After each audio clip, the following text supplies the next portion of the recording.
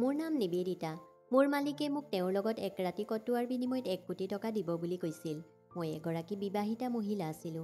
কিন্তু 1 কোটি টকাৰ কথা শুনি মোৰ মনটো খেলিমেলি হ'বলৈ ধৰিছিল যে ইমান পইচা মই মোৰ গোটেই জীৱনটোত কাম কৰিও উপাৰ্জন কৰিব নোৱাৰিম।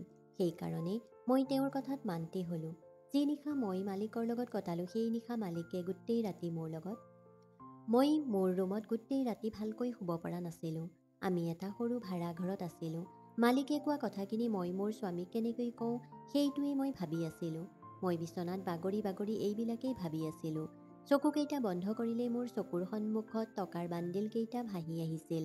আৰু যেতিয়াই চকু মেলোঁ তেতিয়া মোৰ ওপৰত ওলমি থকা পাংখাখন দেখোঁ, যিখন লাহে লাহে ঘূৰি আছিল আৰু তাৰ পৰা কেৰ কেৰ শব্দও ওলাই আহিছিল। মই বিচনাৰ পৰা উঠি বহিলোঁ। মোৰ ওচৰতে মোৰ স্বামীয়ে শান্তিৰে শুই আছিল। গৰম আৰু চিন্তাৰ কাৰণে মোৰ আজি টোপনিয়েই অহা নাছিল। আনদিনা কামৰ পৰা ভাগৰি জুগৰি অহাৰ ফলত ইমান গৰমতো মই শুই পৰিছিলোঁ। কিন্তু যেতিয়াৰ পৰা মালিকে মোক সেই কথা কৈছিল তেতিয়াৰ পৰাই যেন মোৰ চকুৰ পৰা টোপনি হেৰাই গৈছিল। নিজৰ ঘৰখনত বস্তুৰ অভাৱবোৰ চাৰিওফালে মোৰ ঘূৰি ফুৰিছিল। মোৰ ওচৰত মাত্ৰ 4 দিনহে সময় আছিল। মোৰ মগজুত মাত্ৰ এইটোৱেই খেলি আছিলে যে মই কি কৰোঁ। 1 কোটি টকা আমাৰ নিচিনা মানুহৰ বাবে কম টকা নাছিল। কিন্তু তাৰ বিনিময়ত তেওঁ মোৰ পৰা যি বিচাৰিছিল সেয়া এগৰাকী বিবাহিতা মহিলাৰ কাৰণে কোনো সৰু কথা নাছিল। মই এইবিলাক তেওঁৰ লগত কেনেকৈ কৰিব পাৰোঁ? প্ৰথমতেতো মই মালিকৰ কথা শুনি লগে লগে তেওঁক মানা কৰি দিছিলোঁ। কিন্তু পিছ মুহূৰ্ততে মোৰ দৰিদ্ৰতাৰ অনুভৱ হ'বলৈ ধৰিলে, যি দৰিদ্ৰতাত মই আৰু মোৰ স্বামী জীয়াই আছিলোঁ। আচলতে আমি ভাল পাই বিয়া হৈছিলোঁ, যিটো আমাৰ দুয়োখন ঘৰেই আমাক গ্ৰহণ কৰা নাছিল। সেয়ে আমি অসমৰ বাহিৰত দুয়ো কষ্ট কৰি টকা উপাৰ্জন কৰি চলি আছিলোঁ। এনেকৈ 4 দিন সময় পাৰ হৈ গৈছিল। কিন্তু আজিও মই বুজি নাপালোঁ যে মই কি কৰাটো উচিত হ'ব। মই মালিকৰ লগত কথা পাতিলোঁ আৰু তেওঁক ক'লোঁ যে মোক আৰু 2 দিন সময় দিয়ক। তেওঁ মোৰ কথাত মান্তি হ'ল। কিন্তু সেই 2 দিনো এনেকৈয়ে পাৰ হৈ গ'ল। মালিকে আকৌ মোক সুধিলে যে মই কি ভাবিলোঁ। মই নাজানো কিয় হ'ব বুলি মূৰটো জোকাৰিলোঁ আৰু লগে লগেই মই ঘৰলৈ উভতিলোঁ। মোৰ মনত টকাৰ লোভ আহিছিল। সেই কথাটোৰ বিষয়ে মই এতিয়াও মোৰ স্বামীৰ লগত কথা পতা নাছিলোঁ। তেওঁ মোক কি ক'ব সেয়াও মই জনা নাছিলোঁ।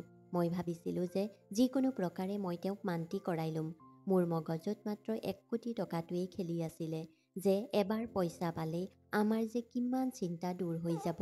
এই কাহিনীটো তেতিয়া আৰম্ভ হৈছিল যেতিয়া আমাৰ ঘৰৰ মানুহে আমাৰ সম্পৰ্ক স্বীকাৰ নকৰাত মই মোৰ স্বামীৰ লগত বাহিৰলৈ গুচি আহি স্বামীক সহায় কৰিবলৈ এটা কোম্পেনীত চাকৰি কৰিবলৈ আৰম্ভ কৰিছিলোঁ। মই কোম্পেনীত ছুপাৰভাইজাৰৰ কাম কৰিছিলোঁ। এনেইতো তাত আগৰে পৰা বহুতো মহিলাই ছুপাৰভাইজাৰৰ কাম কৰি আছিল। কিন্তু নাজানো কিয় মালিকে মোক বহুত দয়া কৰিছিল। তেওঁ সদায় মোৰ লগত ভালদৰে কথা পাতিছিল। যেনেকুৱা ব্যৱহাৰ তেওঁ আন কৰ্মচাৰীৰ লগত আছিল, মোৰ লগত তেনেকুৱা ব্যৱহাৰ একেবাৰেই নাছিল। বহুতবাৰ তেওঁ আন কৰ্মচাৰীবিলাকক ওপৰত বহুত খং কৰিছিল। কিন্তু তেওঁ মোক কেতিয়াও খং কৰা নাছিল। এনেকুৱা নহয় যে মোৰ কেতিয়াও কোনো ভুল হোৱা নাছিল। ভুল হৈছিল, কিন্তু নাজানো তেওঁ মোক কিয় একো কোৱা নাছিল। মোৰ কাম কৰাৰ বেছি দিন হোৱা নাছিল, প্ৰায় 8-9 মাহমানহে হৈছিল। কিন্তু তেওঁ মোক দৰমহা বঢ়াই দিছিল। তাকে দেখি মোৰ লগত কাম কৰা আন কৰ্মচাৰীৰ মোৰ প্ৰতি ঈৰ্ষা হৈছিল। সিহঁতে কৈছিল, ইমান কম সময়তে তোমাৰ দৰমহা ইমান বাঢ়িল, তাৰোপৰি তোমাক বনাছো দিছে। এনেকুৱা তুমি কি কাম কৰা মালিকৰ? তেনেতে আন এগৰাকী মহিলাই কয় যে মালিকে তাইৰ ৰূপ দেখি পাগল হৈছে, নহ'লেনো তাইৰ দৰমহা কিয় বঢ়াব? আমি যিমান কাম কৰোঁ তাই তাৰ আধাও নকৰে। এই কথা শুনি মোৰ বহুত খং উঠিল। মই তেওঁলোকক ক'লোঁ যে মোক চম্ভালি কথা ক'বা। ময়ো সেই কাম কৰোঁ যি তোমালোকে কৰা। তাৰ বাহিৰে আৰু মই আন বেলেগ একো কাম নকৰোঁ। মোৰ দৰমহা বঢ়োৱাৰ কাৰণে যদি তোমালোকে বেয়া পাইছা তেনেহ'লে তোমালোকে মালিকক কোৱা। মোৰ আগত যি টি কথা কৈ কি লাভ? মই ডাঙৰকৈ চিঞৰি তেওঁলোকক সেই কথা ক'লোঁ। তেতিয়া মোৰ চিঞৰ শুনি বহুত লোক তাত জমা হ'ল। 2গৰাকীমান মহিলাই মোৰ লগত তৰ্ক কৰিবলৈ ধৰিলে। তেতিয়ালৈকে মালিকো সেই ঠাইত আহি উপস্থিত হৈছিল। তেওঁ সুধিবলৈ ধৰিলে যে কি হ'ল, কিহৰ হুলস্থুল হৈছে ইয়াত। নাজানো তেতিয়া মোৰ কি হৈ গ'ল। ময়ো নীলাজৰ দৰে মালিকক সকলো কথা কৈ দিলোঁ। মই সেই মহিলা কেইজনীৰো কথা ক'লোঁ যে আপোনাৰ বিষয়ে তেওঁলোকে এনেকৈ কৈ আছিল। তেতিয়া তেওঁলোকে তলমূৰ কৰি মনে মনে থিয় হৈ আছিল। মালিকে ক'বলৈ ধৰিলে যে মই কোম্পেনীৰ মালিক, মই মোৰ ইচ্ছামতেহে কাৰোবাৰ দৰমহা বঢ়াম। যদি এই কথাত কাৰোবাৰ আপত্তি আছে তেনেহ'লে আজিয়েই এই কাম এৰি যাব পাৰে। আপোনালোক কোন হয় কাৰোবাৰ কথা ইমান বেয়াকৈ ক'বলৈ? কোনে অধিকাৰ দিলে আপোনালোকক এইবিলাক কোৱাৰ? মালিকৰ কথাত সকলো মহিলাৰে মুখ বন্ধ হৈ গৈছিল। তাৰ পিছত মালিকে ক'লে যে ইয়াৰ পিছত যেন আৰু এনেকুৱা কথা মই শুনা নাপাওঁ। কাম কৰিবলৈ আহা, অকল কামেই কৰিবা। যদি মই আৰু কাৰোবাৰ মুখৰ পৰা এনেকুৱা কথা শুনো তেনেহ'লে মই তেওঁক কামৰ পৰা উলিয়াই দিম। মালিকৰ কথা শুনি মোৰ এনেকুৱা লাগিল যেন তেওঁ কিমান ভাল মানুহ। তেওঁৰ কথা শুনি মই বৰ শান্তি পাইছিলোঁ। কিন্তু হয়তো মোৰ ধাৰণা ভুল আছিল, কাৰণ সত্যতা যেতিয়াই মোৰ সন্মুখলৈ আহিল তেতিয়া মই আচৰিত হৈ পৰিলোঁ। এদিন মোৰ মালিকে মোক ক'লে যে সকলো কাম শেষ হোৱাৰ পিছত মোৰ কেবিনলৈ আহিবা। মোৰ তোমাৰ লগত অলপ গুৰুত্বপূৰ্ণ কথা আছে। যেতিয়া সন্ধিয়া হ'ল তেতিয়া সকলো কৰ্মচাৰী কোম্পেনীৰ পৰা ওলাই গ'ল। কোম্পেনী বন্ধ হোৱাৰ সময় হৈ গৈছিল আৰু মই এতিয়াও অফিচতে মালিকৰ বাবে অপেক্ষা কৰি আছিলোঁ যে তেওঁ মোক কেতিয়া মাতিব। তেনেতে তেওঁ মোক মাত লগালে আৰু তেওঁ মোক নিজৰ কেবিনৰ ভিতৰলৈ মাতিলে। তেতিয়া তাত কোনো নাছিল, ময়েই অকলে আছিলোঁ। মোৰ ভিতৰি ভিতৰি বৰ ভয়ো লাগি আছিল। তেওঁ মোক অকলে কিয় মাতিলে? তেওঁ বৰ আৰামেৰে তেওঁৰ চকীত বহি আছিল আৰু চাহ খাই আছিল।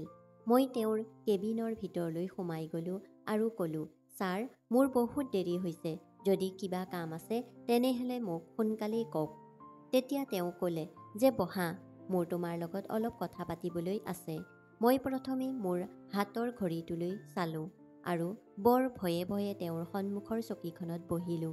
মোৰ মগজুত মাত্ৰ এইটোৱেই চলি থাকিলে যে ইমান দেৰি হৈ গ'ল। মোৰ স্বামীও চাগে ঘৰ আহি পাইছে, ঘৰৰ কামো কৰিবলৈ আছে আৰু এই মালিকে মোক ইয়াত বহিবলৈ কিয় ক'লে? মই মনে মনে বহি তেওঁৰ মুখৰ ফালে চাই থাকিলোঁ যে তেওঁ এতিয়া মোক কি বুলি ক'ব। কিছু সময়লৈকে কেবিনটো একেবাৰেই নীৰৱ হৈ থাকিল। তেওঁ মোৰ ফালে মনোযোগেৰে চাই আছিল, মনে মনে মিচিকিয়াই হাঁহি আছিল। তেওঁৰ চাৱনি মোৰ ভাল নালাগিল। মই গম পোৱা নাছিলোঁ যে মই তেওঁৰ লেতেৰা চিন্তাধাৰাৰ চিকাৰ হ'ব লাগিব। তাৰ পিছত তেওঁৰ কথা শুনি মই আচৰিত হৈ পৰিলোঁ। তাৰ পিছত তেওঁ ক'বলৈ ধৰিলে, নিবেদিতা, তুমি বৰ ধুনীয়া। যেতিয়াই তোমাক দেখোঁ তেতিয়াই মোৰ মন আনন্দত ভৰি পৰে। তেওঁৰ কথা শুনি মোৰ একেবাৰেই ভাল লগা নাছিল। মোৰ খং উঠিবলৈ ধৰিছিল। তেওঁৰতো লাজ লাগিব লাগে মোক এনেকুৱা কথা ক'বলৈ, কিন্তু তেওঁ মিচিকিয়াই হাঁহি আছিল। মই তেওঁক ক'লোঁ যে আপুনি কি ক'ব বিচাৰিছে? আপুনি কেনে ধৰণৰ কথা কৈ আছে? মই তেওঁক ক'লোঁ যে ছাৰ, মোৰ দেৰি হৈছে, মই ঘৰলৈ যাওঁ। মোৰ স্বামীয়ে মোৰ বাবে অপেক্ষা কৰি আছে। মই এনেকৈ কোৱাৰ লগে লগে তেওঁৰ মুখৰ ৰঙেই সলনি হৈ গ'ল। মোৰ কথা শুনি তেওঁ আচৰিত হৈ মোৰ ফালে চাবলৈ ধৰিলে আৰু ক'লে যে তুমি বিবাহিতা নেকি? মই ক'লোঁ যে হয়, মই বিবাহিতা। তেওঁ একেবাৰেই মৌন হৈ পৰিল। তাৰ কিছু সময় পিছত তেওঁ মোক সুধিবলৈ ধৰিলে, তোমাৰ স্বামীয়ে কি কৰে আৰু তুমি কিয় কাম কৰিবলগীয়া হৈছে? তাৰ পিছত মই ক'লোঁ যে মোৰ স্বামীয়ে এটা কোম্পেনীত চাকৰি কৰে, কিন্তু তেওঁৰ দৰমহা বহুত কম। তেওঁৰ দৰমহাৰে আমাৰ ঘৰখন চলিবলৈ বহুত অসুবিধা হয়। সেইকাৰণে ময়ো তেওঁক সহায় কৰিবলৈ ইয়াতেই কাম কৰি আছোঁ। আমি দুয়ো একেলগেই কাম কৰোঁ, সেইকাৰণেই ঘৰখন ধুনীয়াকৈ চলি আছে। মোৰ কথা শুনি তেওঁ মাত্ৰ এনেকৈয়ে ক'লে যে ঠিক আছে, তুমি যাব পাৰা। তাৰ পিছত তেওঁ ক'লে যে যদি মোৰ কিবা কথাত তুমি বেয়া পাইছা তেনেহ'লে মোক ক্ষমা কৰি দিবা। তেওঁ বৰ দুখ মনেৰে মোক এই কথা কৈছিল। মই চকীৰ পৰা উঠিলোঁ আৰু কোম্পেনীৰ পৰা বাহিৰলৈ ওলাই আহিলোঁ। মোৰ স্বামীও এটা সৰু কোম্পানীত কাম কৰিছিল। মোৰ বিয়া হোৱা বেছি মাহ হোৱা নাছিল, মাত্ৰ ১.৫ বছৰ হৈছিল। কিন্তু এতিয়ালৈকে আমাৰ কোনো সন্তান নাছিল আৰু আমি এতিয়া সন্তানৰ কথা ভবাও নাছিলোঁ, কাৰণ সঁচা কথা ক'বলৈ গ'লে আমাৰ ক্ষমতা নাছিল এটা সন্তানক ভালকৈ লালন পালন কৰাৰ। আমি দুয়োয়ে বিচাৰিছিলোঁ যে প্ৰথমতে আমি ভালকৈ কষ্ট কৰি অলপ টকা পইচা গোটাই লওঁ, তাৰ পিছতহে সন্তানৰ কথা ভাবিম। যেনেকুৱা এটা জীৱন মই আৰু মোৰ স্বামীয়ে কটাই আছিলোঁ, আমি বিচৰা নাছিলোঁ যে আমাৰ সন্তানেও তেনেকুৱা জীৱন এটা পাওক। তাৰ পিছদিনাৰ পৰা মই আকৌ আগৰ দৰে মোৰ ডিউটি কৰিবলৈ ধৰিলোঁ।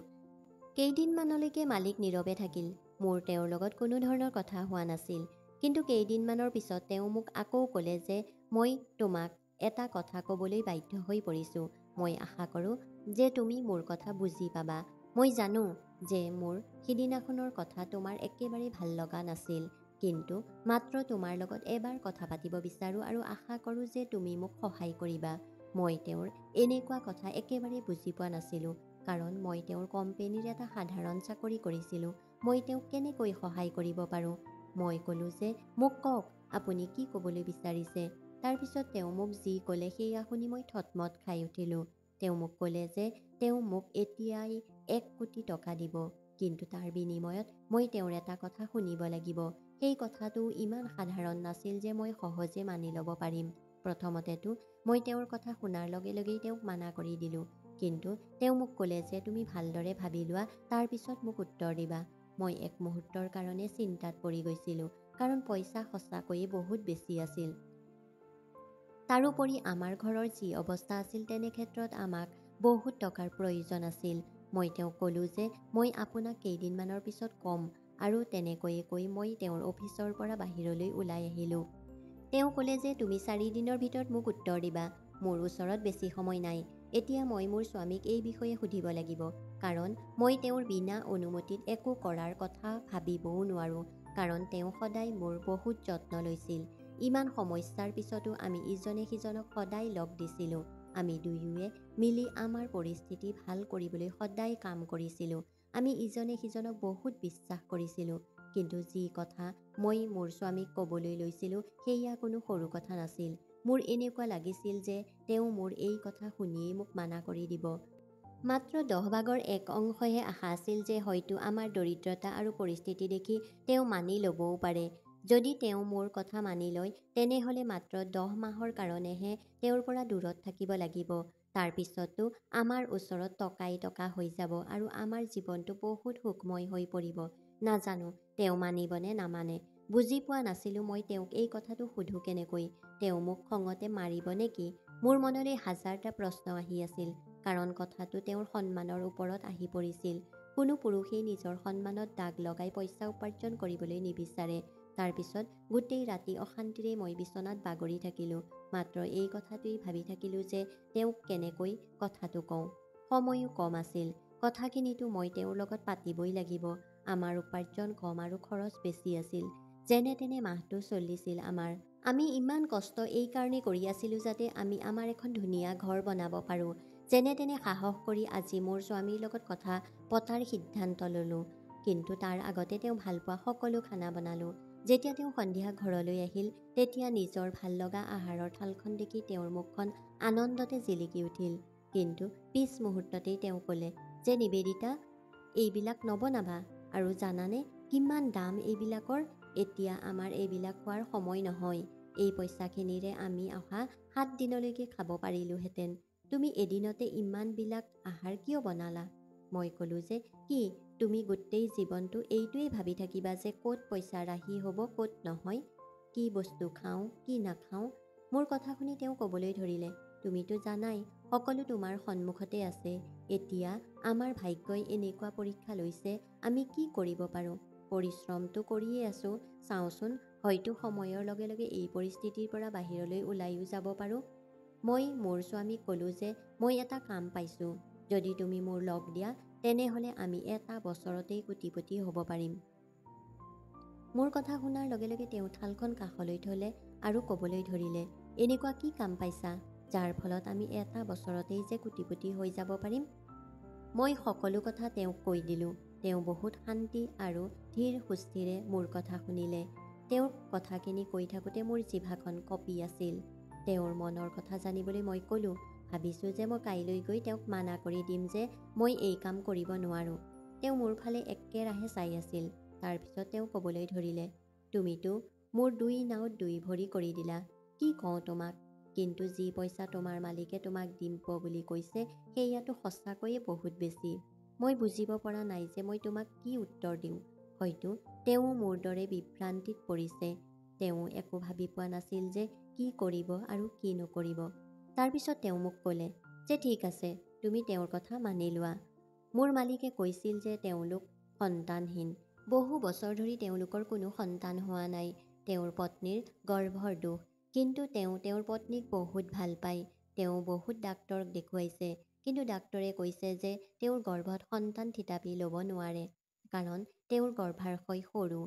তেওঁ আৰু তেওঁৰ পত্নী দুয়োৱে এটা সন্তান বিচাৰে।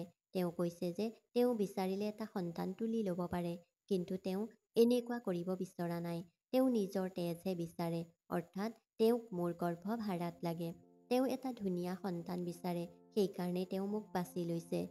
কাৰণ ময়ো বহুত ধুনীয়া আছিলোঁ। মালিকে সেইদিনা কৈছিল যে এইটোৱেই কাৰণ আছিল যাৰ বাবেই তোমাৰ দৰমহা বঢ়াই দিছিলোঁ। মোক মাত্ৰ মোৰ এটা সন্তান লাগে, তাৰ বাহিৰে একো নালাগে। তুমি বিবাহিতা, তুমি বেছি চিন্তা কৰাৰ কাৰণ নাই। মোক মাত্ৰ তোমাৰ প্ৰয়োজন। ডাক্তৰৰ সহায়ত তুমি মোৰ সন্তানৰ মা হ'বা। তুমি গৰ্ভৱতী হোৱাৰ সময়ৰ পৰাই সন্তান প্ৰসৱৰ সময়লৈকে তুমি মোৰ ঘৰতেই থাকিব লাগিব, যাতে আমি তোমাৰ ভালদৰে যত্ন ল'ব পাৰোঁ আৰু আমাৰ সন্তানটো সুস্থ আৰু ধুনীয়া হয়। মই মাত্ৰ এইখিনিয়ে বিচাৰোঁ, তাৰ বাহিৰে আৰু একো নিবিচাৰোঁ। মোৰ স্বামীয়ে এই কথাটোত মান্তি হৈ গ'ল। পিছদিনাই গৈ মই মালিকক হ'ব বুলি ক'লোঁ। তাৰ পিছত সকলো কাম আৰম্ভ হৈ গ'ল। ডাক্তৰৰ সহায়ত মই গৰ্ভৱতী হৈ গ'লোঁ। যিদিনা মই গৰ্ভৱতী হ'লোঁ, সেইদিনা মালিকে মোক নিজৰ ঘৰৰ পৰা তেওঁৰ ঘৰলৈ লৈ গ'ল। এতিয়া সন্তান জন্ম নোহোৱালৈকে মই তেওঁৰ লগতেই তেওঁৰ ঘৰত থাকিব লাগিব। কোনো মহিলাই নিজৰ স্বামীৰ ওচৰত আন মহিলা থকাটো সহ্য কৰিব নোৱাৰে। মালিকৰ পত্নীয়েও মোক ঈৰ্ষাৰ চকুৰে চাবলৈ ধৰিছিল।